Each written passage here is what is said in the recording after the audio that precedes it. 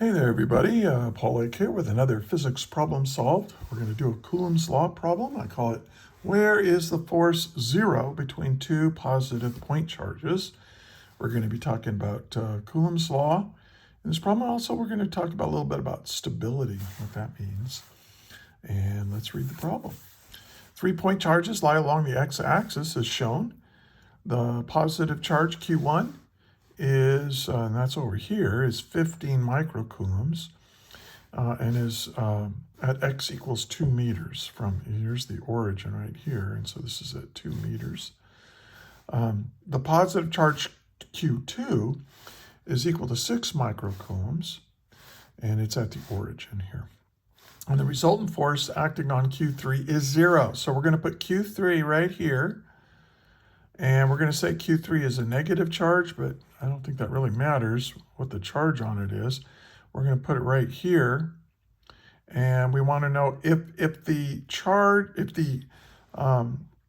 resultant force on Q3 is 0, that is, if Q3 is in equilibrium, where is it on the x-axis? What is its x-coordinate?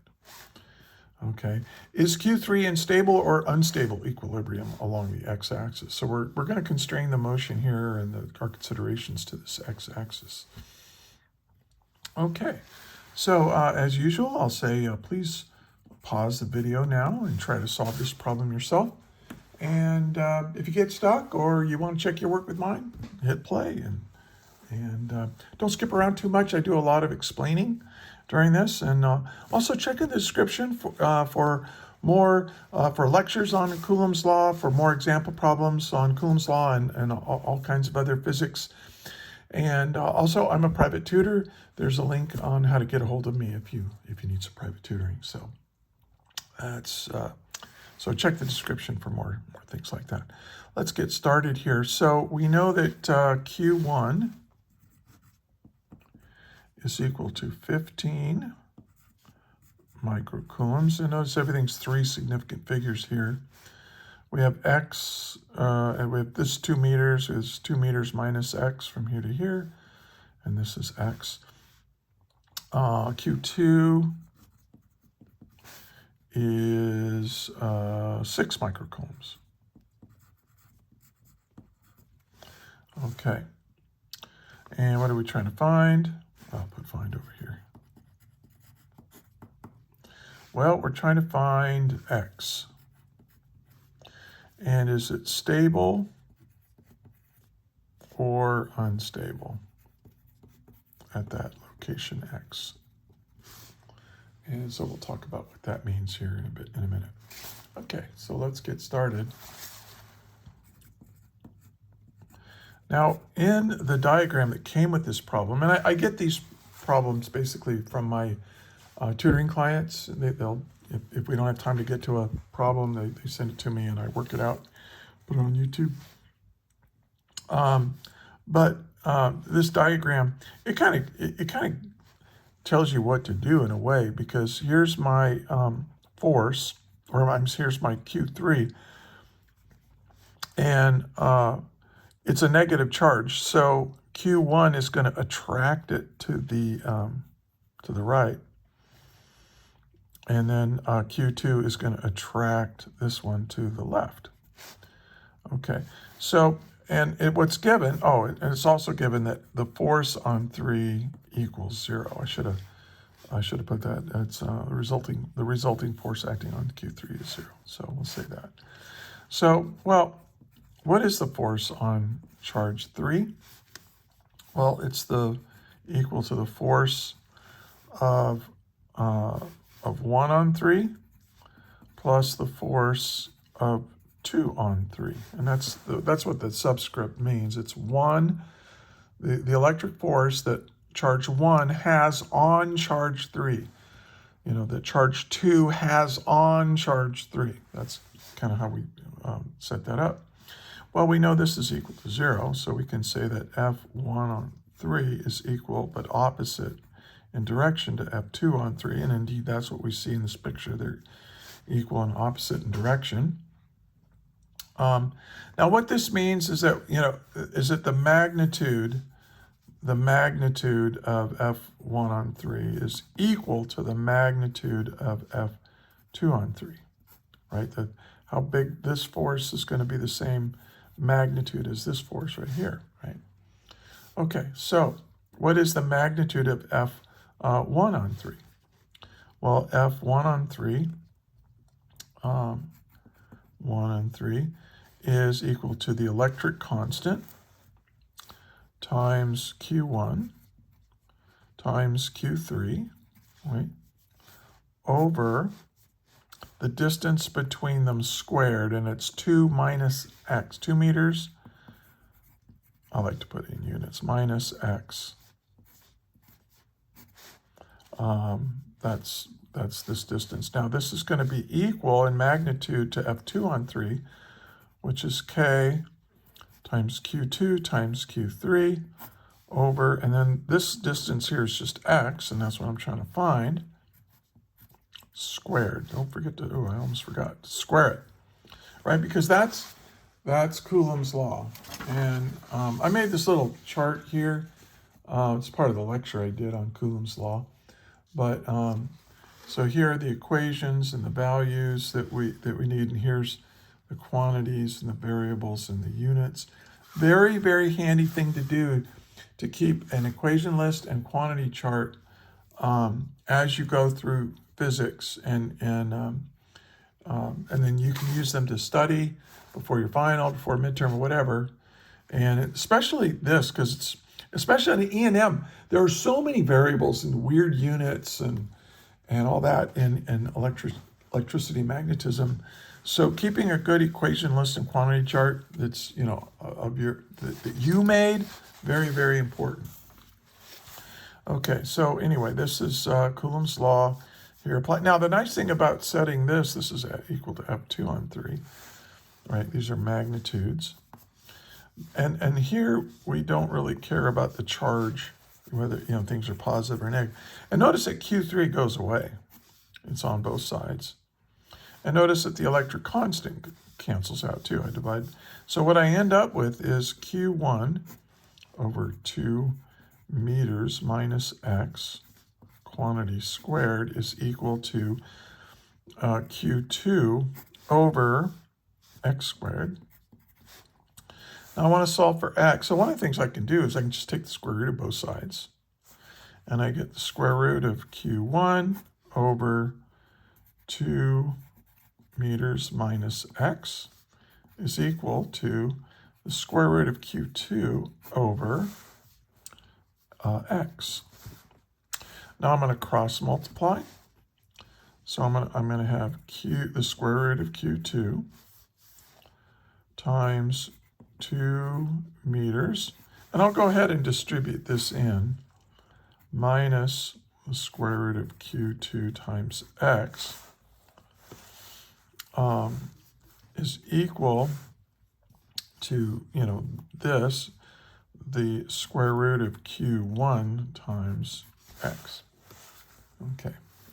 So now I'm solve for x. I'm going to add this to the other side. So I get square root of Q2 times 2 meters is equal to, I'm going to add this to the other side. And let's just pull the x out, right? So this is going to be the square root of Q1 plus the square root of Q2 times x. So I'm just doing algebra, maybe a couple steps at a time here. So that means that x is equal to the square root of Q2 times 2 meters divided by the sum of Q1 plus Q2, the square root of those. All right. Okay. Now we can plug in our values. Q2 is 6 microcoulombs, so I can go 6 microcoulombs, take the square root of that, times 2 meters. And then this is going to be, Q1 is 15 microcoulombs, take the square root of that, plus the square root of 6 microcoulombs. Now notice that in every term, there's 3 terms here, we've got this square root of microcoulombs. And the nice thing about this is you don't have to type in the micro coulombs, so times 10 to the negative 6. You don't need to worry about that because you can just cancel out that. So now you can just say the square root of 6 times 2 divided by the square root of 15 plus the square root of 6. Okay, so let's go ahead and do that. Got my calculator here. Now the way I do square root on my calculator is I just go 6 to the power of 0.5. I just find that to be a little bit easier, fewer keystrokes. Okay, equals times 6, times 2. Okay, and there's my numerator. Divide by, and then I'm going to put in parentheses 15 to the 0.5 power plus 6 to the 0.5 power, close parentheses, equals, and I get my answer. X is equal to 0.775. You don't want to round it off to 3 significant figures. And it's times 10 to the negative 1, right? So you move that over, 0.775 meters. And so that's equal to X. And there's my answer. Now we'll talk about stability in a minute, but hey, if you found this useful, please do me a favor and like, share, subscribe. And if you think I've made a mistake or you have a question, I'll leave it in the comments. But if you would, please put a timestamp in it, like, hey, at 4 minutes and 30 seconds, you said this, but is that really true or whatever? And I have had students watching this. In fact, this happened recently. They find that I made a mistake. And I made a simple little mistake in a thing, and I actually remade the video. So I really appreciate the comments like that. And he was very nice about it, whoever this guy or gal was. So much appreciated. Shout out to you. All right, let's talk about stability. So if you're right here, here's what I want you to see. Now, if something is stable, if you move it a little bit, let's redraw this back here. So here's my plus charge, and here's my plus charge over here, and then here's my negative charge, my Q3. Now, here's where it's stable. So this force is equal to this force. Well, this is let's move it a little tiny bit. What if we moved it over here just a little bit? So now it's closer to this and it's farther away. Well, here's the thing. If this negative charge is closer to this, if this negative charge is closer to this positive charge, then this force gets bigger. But now it's farther away from this, so this force gets weaker.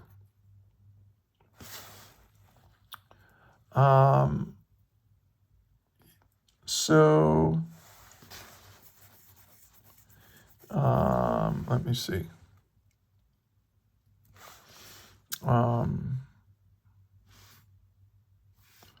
If this is negative, this is so this is being pushed back to where it wants to go.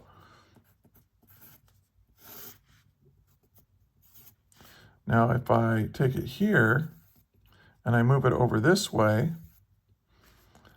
oh, no, I'm being stupid. I'm not going to remake this video. Sorry about this. I was getting myself mixed up because, if this is its normal spot, okay, if I move it a little bit over here, okay, this is a negative charge, so it's attracted to this, right? It's attracted to this more strongly because it's closer. And then here, this negative charge is farther away, so it doesn't matter which. I misspoke earlier. It matters that this is negative because now this attractive force is weaker. So if you push it a little bit off, the force makes it go, kicks it out. So in other words, it's kind of like what we mean by stability. Like if you put a marble on top of a bowl, right?